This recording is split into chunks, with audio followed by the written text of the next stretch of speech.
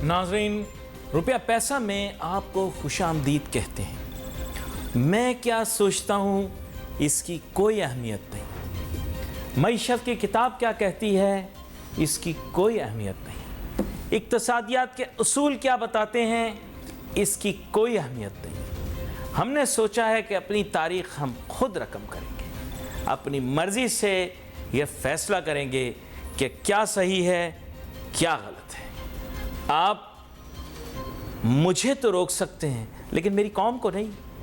हम मिनहसल कौम जो भी फैसला कर लें वही दुरुस्त समझा जाएगा। मेरी बातें हज़म नहीं हुई भाई। कुछ चीज़ें हज़म होती हैं और कुछ चीज़ें हज़म नहीं होती, ये तो कुदरती सी बात है। मईशत को ही देख लीजिए, बहुत सारी बातें हज़म होंगी और कुछ हज़म नहीं होंगी। इस वक्त पर बदहज़मी मना है। जो खाने को दिया जाए चुपचाप खा लो, और अच्छा हो या बुरा, कड़वा हो या मीठा, दोनों सूरतों में तारीफ करो, खुश रहो, एंजॉय करो। नमक चाहे ऐसा हो कि ज़ुबान से खाना ना लगे, लेकिन आपने बिल्कुल शिकायत नहीं करनी। और अगर ज़रा सा फीका भी हो तो आपने ये नहीं कहना कि खाना जो है ज़ुबान को नहीं लग रहा, इतना फीका है। ना भाई ना, बिल्कुल खामोश। जो दिया जाए चुपचाप हजम करो, जो बताया जाए वही करो। समझ गए? नहीं समझे? हर बात समझने की भी नहीं, जैसे हजम ना करने की। अब आ जाओ मईशत के मुतल्लिक। देखो, मैं आपको वजाहत के साथ ये बता दूं, मैं कम अज़ कम क्लियर बात करता हूं, मईशत के हालात इस वक्त भी तशवीशनाक हैं, पहले भी तशवीशनाक थे और आगे भी तशवीशनाक ही रहेंगे। जो चीज़ हमें चलाए रखी है वो इस वक्त एक कामयाब फॉरेन पॉलिसी है। उस कामयाब फॉरेन पॉलिसी के तहत डूबती नैया को भी बचा लिया गया है। देखो, ये चीज़ कोई ढकी छुपी नहीं कि पाकिस्तान की मईशत इस वक्त डोलड्रम्स में है, लेकिन हमारी अच्छी फॉरेन पॉलिसी ने उसे बचा लिया। आपको पता है, पहले फ़िलिस्तीन के अंदर पटाखा भी बजता था तो हमारी पूरी कौम जुमे की नमाज के बाद निकल आती थी। अब खामोशी, सन्नाटा, हू का आलम। इनाम मिलेगा, ज़रूर इनाम मिलेगा। गलत हो गया कुछ, सही करो इसे। बात यह है कि आपने कुछ करना नहीं, फॉरेन पॉलिसी खुद ब खुद आपकी ठीक होती चली जा रही है। अरब ममालिक के साथ मैंने हमेशा से कहा था अच्छे ताल्लुकात उस्तवार करो, लेकिन लोग मेरी बात नहीं सुनते थे। मैं कहता था भाई इनके पास नोटू बहुत है। आजकल तो, और पहले भी, माँ बाप तक उस बच्चे की इज्जत करते हैं जो कमाऊ पुत्र होता है। आप समझ ही नहीं रहे हो। इन अरब ममालिक के साथ अच्छे ताल्लुकात रखोगे, नोटू की भरमार बारिश, लेकिन ये नाक पर मक्खी नहीं बैठने देते। हमने पिछली दफा करी बदमाशी। हमने एक दौर में 2014 में एक बड़ी ही अजीब किस्म की हरकत की और हर इंतहा को पार कर दिया। हमने 2014-15 के अंदर वादा किया कि हम अरब सरजमीन की हिफाजत करेंगे। जो हकीकी पाक सरजमीन है, जो हकीकी पाक ज़मीन है, यानी कि मक्का मदीना की ज़मीन, उसकी हिफाजत करेंगे। अरब पेनिनसुला और लिवांट की हिफाजत करेंगे। लेकिन एंड टाइम पे हम भाग गए। ये 2014 की बात है। हमने वो आलमी सतह के ऊपर काम किया कि जिसकी वजह से पाकिस्तान की साख की ऐसी कम तैसी हो गई। उसके बाद फिर अरब जो हमसे हुए नाराज़, फिर उनको मनाने के लिए उनकी गाड़ियां तक चलाई ड्राइवर बन के, लेकिन नोटू नहीं दिया। उन्होंने नोटू नहीं दिया। लेकिन अब मैं कहूँगा, मैं सलाम पेश करता हूँ जनरल आसिम मुनीर साहब को कि एक अच्छी फॉरेन पॉलिसी को आगे ले जाते हुए जो अरब ममालिक के पास गए और वहाँ जाकर अच्छे ताल्लुकात उस्तवार किए, उनके साथ मामलात तय किए, और जिन मामलात को दुनिया में आगे ले जाने के लिए ज़रूरी समझा जाता है, उन तमाम मामलात पर उनके साथ बात की। वेस्ट के साथ भी अच्छे ताल्लुकात रवाबित बनाए। अरे रूस से हमको कुछ नहीं मिलना, मैं आपको सच बता रहा हूं, ये जो बंदा अंदर गया है ना, ये बंदा अंदर इस वजह से नहीं गया। सुने मेरी बात, सुनो इजाज, मेरी बात सुनो तुम। ये जो बंदा अंदर गया है ना, ये बंदा अंदर इसलिए गया है क्योंकि ये एंड टाइम पर रूस पहुंच गया। वो बंदा कौन है उसकी तस्वीर नहीं लगाना। वो बंदा अंदर गया है इस वजह से गया है क्योंकि उसने रूस के पास चला गया। जिस दिन यूक्रेन पे हमला हुआ, कैसी देखो यार आलमी सतह की उन्होंने हरकत की कि वो एन उस दिन उस लम्हे पर वहां पहुंच गए व्लादिमीर पुतिन के पास जब उन्होंने यूक्रेन पर हमला किया था। पाकिस्तान की साख इतनी खराब हुई, इतनी हमारी वैल्यू गंदी हुई, वेस्ट ने उसके बाद हमसे बात करने से इनकार कर दिया। मुल्क के सुदूर और वजीर आजम ने पाकिस्तान से मुंह मोड़ लिया। उसके बाद जितना नुकसान पाकिस्तान की मईशत को हुआ आप तसव्वुर नहीं कर सकते। बंदा भी अंदर गया, हुकूमत भी गई और पाकिस्तान के हालात भी माशी तौर पर ख़राब हुए। और मरवत साहब क्या कहते हैं प्रोग्राम मईशत का, एक छोटी सी ब्रेक के बाद कंटिन्यू रखेंगे नाजरीन, शॉर्ट ब्रेक।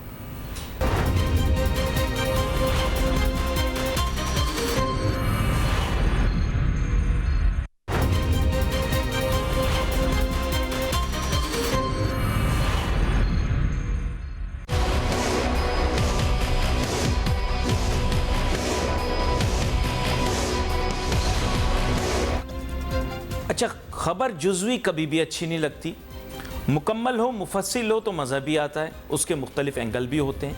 हर खबर के कुछ मस्बत एंगल्स होते हैं, कुछ उसमें एंगल ऐसे होते हैं जो मैं नहीं कहूँगा मनफी होते हैं, लेकिन वो एंगल ऐसे होते हैं जो हक़ाइक़ पर मबनी होते हैं।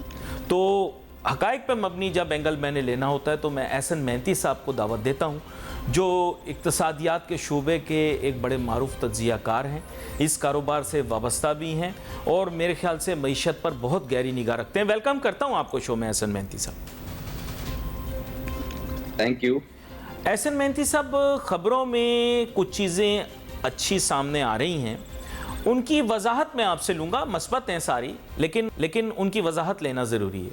एक तो ये है कि we are right now hunting for foreign investment, that means fresh foreign investment, ठीक है ना सर।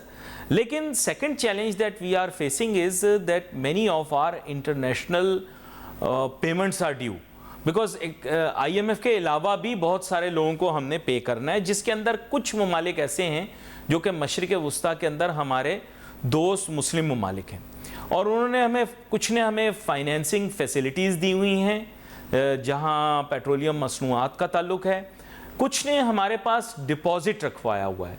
तो ज़रा वजाहत से बताइएगा। अभी हमें बताया गया है कि चंद अरब डॉलर की जो है वो रिन्यूअल की गई है, तो कुछ की मेरे ख्याल से फाइनेंसिंग या जो एक तरह से आप समझ लें जो क्रेडिट फैसिलिटी या डेफर्ड पेमेंट थी वो हमें एक्सटेंड की गई है, और कहीं पर जो डिपॉजिट हमारे साथ रखे गए थे उनको मज़ीद आगे बढ़ाया गया। ये थोड़ी सी इस खबर की वजाहत की ज़रूरत है, थोड़ा सा आप हमें समझाइए क्या है ये। जी बिल्कुल, आपकी बात बिल्कुल सही है और आप सही निशानदेही कर रहे हैं कि हमारे जो रिन्यूअल्स हैं वो अब ये कि एक रोल ओवर हुआ है, कल सऊदी गवर्नमेंट ने $3 बिलियन का किया है। आई थिंक कि वो उस पे जो मार्केट्स हैं वो मुस्बत रिएक्ट कर रही हैं। अनफॉर्चुनेटली वी हैव टू पे द लोन्स बैक ना। अब ये हम कोई हमारे 130 बिलियन फॉर एग्जांपल हम नए IMF प्रोग्राम में जाएंगे $7 बिलियन के, वो अब इंटरेस्ट भी है, ये $13 बिलियन है। तो फॉर एग्जांपल इसके 130 बिलियन है तो इसका तकरीबन $6-7 बिलियन जो है वो सूद में भी जो है वो ऐड होता है। और तो $3-4 बिलियन हम अगर करंट अकाउंट डेफिसिट भी कर लें तो ये $6 बिलियन सूद हो गया। $4 बिलियन हम अगर करंट अकाउंट डेफिसिट कर लेते हैं तो ये $10 बिलियन से ये इंक्रीज भी हो रहा है। यानी कि अगर $130 बिलियन अभी है तो ये नेक्स्ट ईयर 140 होगा, उसके नेक्स्ट ईयर 150 होगा। अब ये है कि पेमेंट करने की जो सकत है वो हमारे पास नहीं है। तो अब ये कि SIFC जो है उसका सक्सेसफुल होना इंपॉर्टेंट है, जिसपे मार्केट रिएक्ट कर रही है कि अब ये रिसेंट कुवैत की तरफ से भी कमिटमेंट्स एक्सपेक्टेड हैं, फिर UAE से कमिटमेंट हो चुके हैं। नहीं सर, अभी तो ग्राउंड रियलिटी के अंदर बेसिकली माजरत इसकी वजाहत ले लूँ। ग्राउंड रियलिटी के अंदर basically our foreign debt stands it is as it is and perhaps we have to make an additional interest payment. Just for clarification's sake, I am sure the SIFC is going to be successful. Lot of good things are coming up, but that would come into the head of investment, right? this goes into the head of debt. If I'm correct, please correct me. बिल्कुल you are right कि जो हमें investment चाहिए वो investment तो नहीं आ रही है ना, और जाहिर है वो इन्वेस्टमेंट्स अगर आ भी नहीं है तो वो वो SIFC जिस तरह मैंने इनिशियली बोला कि वो एक सिल्वर लाइनिंग है हमारे लिए कि वो इन्वेस्टमेंट को ही अट्रैक्ट कर रहा है, यानी कि यहाँ पर रिफाइनरीज लग जाएं, यहाँ पर जो है फॉर एग्जांपल एक्सपेंशन के लिए एग्रीकल्चर के सेक्टर के अंदर काफी पोटेंशियल मौजूद है। तो जो चीज हमारे पास अवेलेबल है उसको हम सेल कर रहे हैं। अच्छी बात यह है कि हमारी मिलिट्री एस्टेब्लिशमेंट जो है वो भी हेल्प कर रही है। तो this is the silver lining कि वहां पर जो है पॉलिटिकल बिजनेस लीड्स, मिलिट्री, ये सब एक पेज पर हैं कि फॉरेन इन्वेस्टमेंट लानी है, और आई थिंक के मोर लेस सक्सेसफुल भी हो रहे हैं। अब ये है कि जैसे जैसे अब रिजर्व का हमने करना भी किया है। अली नासिर, आप बताएं कि अगर फॉरेन एक्सचेंज रिजर्व पाकिस्तान के हो जाते हैं $20 बिलियन या $40 बिलियन, तो हमें उसका कोई, जाहिर है हमें तो कोई उसका कोई वो नहीं है। इन्वेस्टर कॉन्फिडेंस अगर हमें चाहिए तो जाहिर है उसके लिए हमें एक सही डायरेक्शन चाहिए। अगर ये पैसे आ भी जाते हैं, जो मेरी अंडरस्टैंडिंग, बिल्कुल आप सही कह रहे हैं, जो मेरी अंडरस्टैंडिंग है कि at least will be able to meet the baseline requirements जो कि IMF की हैं। होपफुली, जैसे पिछली दफ़ा भी आपने हमें एलेबोरेट करके एक्सप्लेन करके बताया था कि जो अब आई एम नॉट मफरूज़े की बात नहीं कर रहा, लेकिन let's say the upcoming government में बी रीनिगोशिएटिंग और would be entering into A proper deal with the IMF, तो एटलीस्ट बेसलाइन रिक्वायरमेंट्स पूरी हो जाएंगी, राइट? सो एडमिशन हो जाएगी बच्चे की, इन अदर वर्ड्स कॉलेज में एडमिशन हो जाएगी, आगे अब वो मेहनत करके पास करना पड़ेगा उसको, राइट? जी, अब ये $140 बिलियन तो हमारे पास नहीं आएंगे ना, मतलब अब आ भी जाएंगे तो फॉर एग्जांपल हम कोई 10, 15, $20 बिलियन आ जाएंगे, बट वो जाहिर है इन्वेस्टर कॉन्फिडेंस कोई इस हद तक नहीं रही है। तो हम अगर जब आप आते हैं तो फॉरेन करंट अकाउंट डेफिसिट हम $20 बिलियन भी कर देते हैं, या आप देखें लास्ट PTI गवर्नमेंट में हमने $20 बिलियन जो है करंट अकाउंट डेफिसिट करके ही निकले हैं। तो अगर आ भी गए तो हमने उसके साथ कोई ऐसी पॉलिसी ग्रोथ ओरिएंटेड डाल देनी है कि हमारे पैसे चले जाएंगे फिर वापस। तो अब बात यह है कि हमें जो है वो डिसिप्लिन मेंटेन करना है फिस्कल साइड पे। एंड द सिल्वर लाइनिंग की इसके IMF जो है वो हमारा लेंडर है, वो खुद ही हमें पॉलिसीज डिक्टेट कर रहा है कि हम अपने आप को रुइन नहीं करें।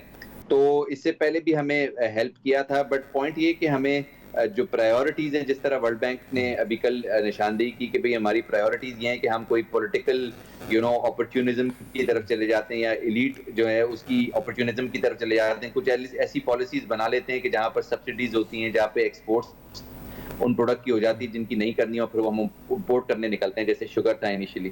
तो मैं ये समझता हूँ कि ये जो डायरेक्शन है हमें लेना पड़ेगा, फिस्कल डिसिप्लिन जो अगर नहीं मेंटेन करता उसको पनिश करना पड़ेगा, अकाउंटेबिलिटी जो है अगर रोल बढ़ जाए तो हम हमारी जो है वो सकत से बाहर नहीं निकलेंगे। द सिल्वर लाइनिंग इज कि इस वक्त हम एक कंट्रोल्ड पोजीशन के अंदर हैं और इस वक्त मार्केट्स आउट परफॉर्म कर रही हैं and everybody is very happy. अच्छा, लेकिन एक आपने बड़ी इसेंशियल बात लास्ट टाइम की थी, मुझे याद है इस वजह से क्योंकि वो प्रोग्राम बहुत ज़्यादा मशहूर भी हुआ था। बात ये कि उसमें आपने कहा था कि पाकिस्तान की कुछ पेमेंट्स ड्यू हैं विच वी हैव टू पे back to countries one way or the other, and the IMF is insisting that we should arrange funds for it. तो as far as I know, क्या उस figure में से मैं -6 billion कर लूँ कि जो अभी हमें बताया जा रहा है कि जो रिन्यूअल ऑफ वो होगा डिपॉजिट प्लेसमेंट, या जो आप समझ लें कि जो हमारी डेफर्ड पेमेंट है उसके अंदर एक्सटेंशन है, तो does that actually take the amount away from the total that is due to be paid back? Is it correct? देखें, ये जो है ना, अब एडहॉक बेसिस पर हम कर रहे हैं सारा काम ना, कि फॉर एग्जांपल जो भी ड्यू आता है वहां पर हम लैंड करते हैं, वहां पर उसको रोल ओवर करते हैं और फिर हम निकल आते हैं। तो आई थिंक कि ये जो $140 बिलियन हमारी लायबिलिटी है फॉरेन डॉलर टर्म के अंदर, अब ये इसको हम ये करते हैं जिसका ड्यू होता है उसके पास हम लैंड करते हैं, उसके साथ हम एग्रीमेंट्स करते हैं, फ्रेश रोल ओवर करते हैं और फिर हम निकलते हैं। तो अब ये एज अ पॉलिसी जो है पाकिस्तान की है कि जो हमारे लेंडर्स हैं, जाहिर है उनको हम पैसे तो दे नहीं सकते, अब दे नहीं सकते तो उसको रीनेगोशिएट करने के लिए वहाँ पे लैंड करके और फिर IMF की पिक्चर देके और फिर हम वहाँ से निकलते हैं ना।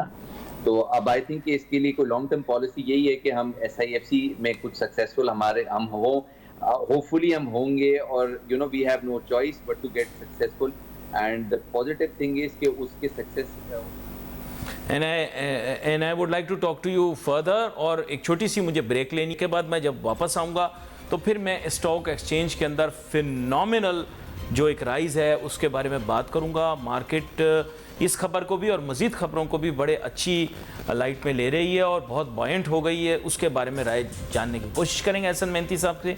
एक छोटी सी ब्रेक लेते हैं। Let's take a short break.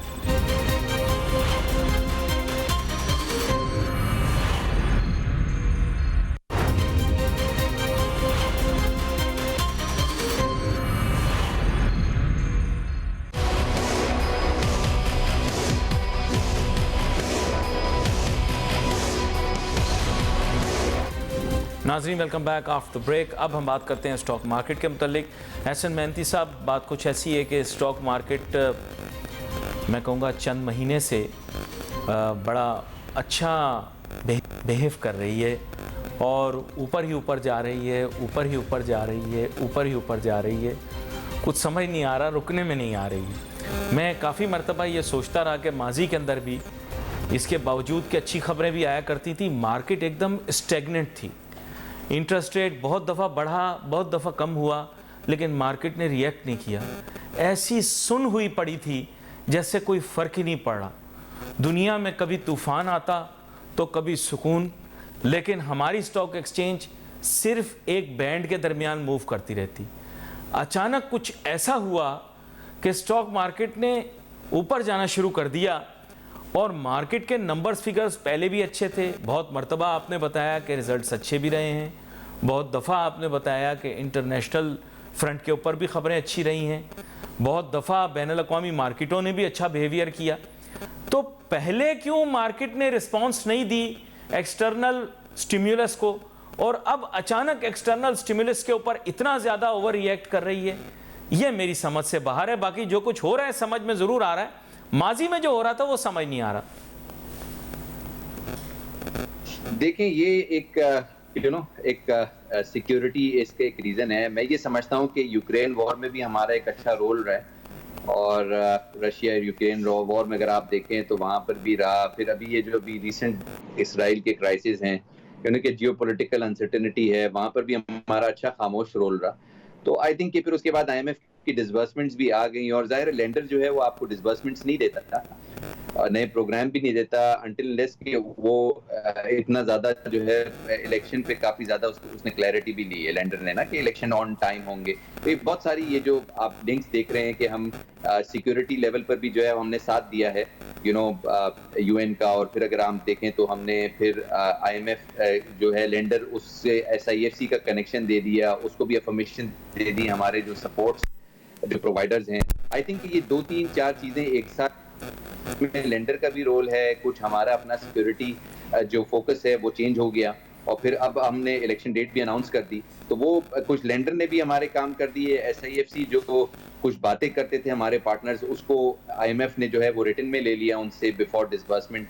वो जाहिर है वो सिर्फ बातें करते, हो सकता है कि वो एफर्ट नहीं करते, बट एफर्ट आईएमएफ ने कर दी एसआईएफसी की अप्रूवल्स लेकर या सपोर्ट इकोनॉमिक सपोर्ट पार्टनर्स। फिर साथ में हम देखें तो हमारा जो इलेक्शन है इमिनेंट है, वो भी अपेरेंटली नजर आ रहा है कि बहुत सारी ऐसी चीजें जो हमारे सिस्टम ने ऑटोमेटिकली कर दी। और फिर जाहिर है मार्केट्स देखती हैं कि अगर वो अगर अर्निंग्स भी अच्छी हो रही हो कंपनी की, तो वहाँ पर वो भी चीज़ें साथ में आ गई कि मैसिवली अंडर वैल्यूड थी, वहाँ पे फॉरेन इंटरेस्ट भी आ गया, कुछ कुछ फंड्स भी एक्टिव हो गए।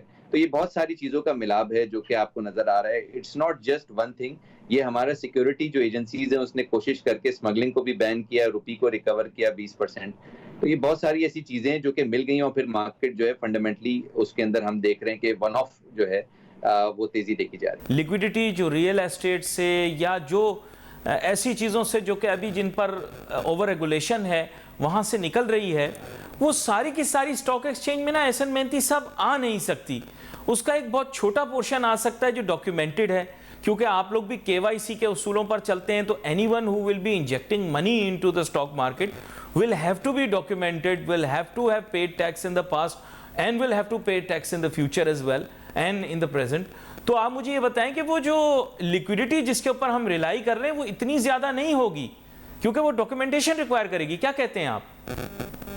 देखिए, बिल्कुल यू आर राइट कि ये रियल एस्टेट की तो नहीं है जो इन्वेस्टमेंट है, बिकॉज ये तो रियल एस्टेट के अंदर तो जाहिर है वो उससे तो पैसा अब निकल भी नहीं सकता, और जाहिर है वो फिर अब इतना उसको कॉम्प्लेक्स कर दिया है, यानी कि उसकी जो प्राइस है, यानी कि बायर के पास वाइट मनी होना, वो सारा बहुत डिफिकल्ट है। तो ये it is not actually real estate अपने हिसाब से चल रहा है, स्टॉक मार्केट अपने हिसाब से चल रही है, तो मैं नहीं समझता कि ये कोई रियल एस्टेट का पैसा है जो यहाँ पर आ रहा है, बिकॉज रियल एस्टेट के जो बायर है वो ज्यादा इंपॉर्टेंट है कि भाई उसके पास व्हाइट मनी हो। व्हाइट मनी यहाँ पर भी देखी जाती है, अब व्हाइट को जो है वो फॉर एग्जांपल रियल एस्टेट में भी देखा जाता है। तो कहने का मकसद ये है कि दिस इज वन ऑफ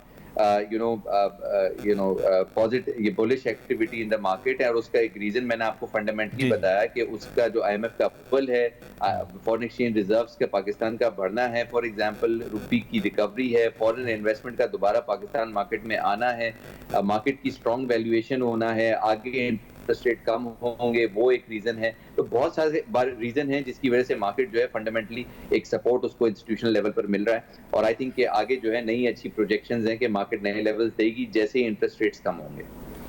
ये बड़ा अहम नुक्ता आपने बयान किया।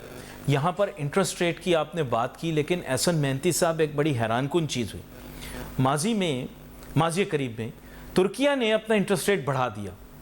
खिलाफ तवक्को लोग ऐसा सोच रहे पाकिस्तान में भी अगर आईएमएफ दबाव बढ़ा देता है, क्योंकि year on year inflation numbers पिछली दफ़ा भी आपसे मैंने जिक्र किया 40% प्लस आए हैं, तो अगर हमें फोर्स किया जाता है, क्योंकि अभी तो हालात ऐसे नहीं, मुस्तकबिल में if inflation numbers don't go down, तो फिर क्या can we expect interest rates to go up? देखिए, ये जो हमारे इकोनॉमिक प्रोपोनेंट्स हैं जो कि प्रपोज कर रहे हैं आईएमएफ की तरफ, ये कह रहे हैं कि ये सप्लाई सप्लाई साइड जो है जिसकी वजह से जो है ये इन्फ्लेशन नजर आ रही है, यानी कि हम इंपोर्ट की जगह एक्सपोर्ट कर देते हैं, एक्सेस एक्सपोर्ट कर देते हैं, हमारी सारी कमोडिटीज एक्सपोर्ट हो जाती हैं, और फिर ज़ाहिर स्मगलिंग भी हो जाती है, जो अफगान बॉर्डर है, ईरान बॉर्डर है। तो आई थिंक कि जो हमारे जो प्रोपोनेंट्स हैं वो हमारी पॉलिसी नोट के अंदर लिख रहे हैं कि इन्फ्लेशन 5% हो जाएगी। अब इस पर वर्किंग भी हो रही है कि 5% इन्फ्लेशन हो जाएगी, तो सूद का रेट 22% नहीं होना चाहिए, बेसिकली 7% होना चाहिए। तो पॉइंट ये है कि ये जब अगर हमारी प्रोजेक्शंस ही उस तरफ जा रही हैं कि हमारा सप्लाई साइड जो है इन्फ्लेशन का जो मामला है वो इस तरह से, और आईएमएफ को अब हमने जाकर समझा दिया है कि भाई हमारी इन्फ्लेशन कभी 50% भी हो सकती है, लेकिन आगे 5% होनी है। तो ये हाई बेस इफेक्ट की वजह से इन्फ्लेशन के नंबर्स कमी आने, वैसे भी प्रैक्टिकली जो है इस 40% को आप 40% कैरी ऑन नहीं कर सकते, आपने हाई बेस इफेक्ट की वजह से ऑटोमेटिकली इन्फ्लेशन कम होगी, और प्रोजेक्शंस 5 से 7% की जो एसबीपी की रिपोर्ट्स बताती हैं, तो जाहिर है फिर इंटरेस्ट रेट जो है वो सिंगल डिजिट की तरफ आना है। ये बड़ा अहम नुक्ता है, इस पर भी बात करेंगे, मुस्तकबिल में भी बात करेंगे। आपका बहुत शुक्रिया हमारे साथ शामिल हुए। नाज़रीन, wait for message on Facebook. Ali Nasir हमारी टीम को इजाज़त दीजिए। अल्लाह हाफ़िज़।